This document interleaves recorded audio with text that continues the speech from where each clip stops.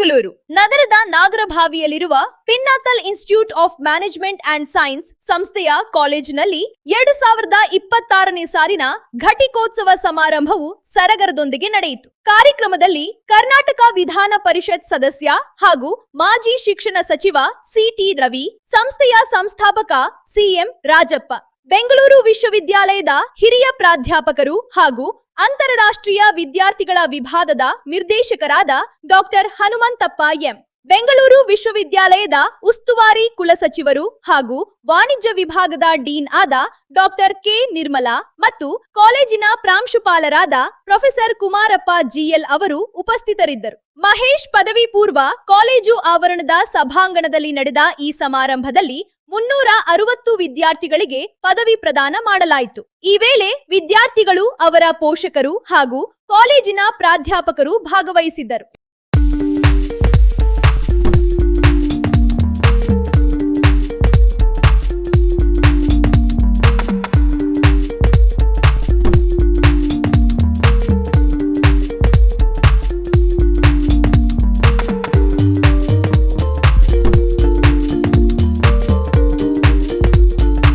ಭಾಗದಲ್ಲಿ ಕೊಡ್ತಾ ಇದೆ. ನಮ್ಮ ರಾಜಪ್ಪನವರು ಒಂದು ಚಿಕ್ಕಮಗಳೂರು ಜಿಲ್ಲೆ ಒಂದು ಹಳ್ಳಿಯಿಂದ ಬಂದು ಇಲ್ಲಿ ಶಿಕ್ಷಣ ಸಂಸ್ಥೆಗಳನ್ನು ಕಟ್ಟಿ ಶಿಕ್ಷಣದ ಮೂಲಕ ಪರಿವರ್ತನೆ ತರೋ ಕೆಲಸ ಮಾಡುತ್ತಿದ್ದಾರೆ.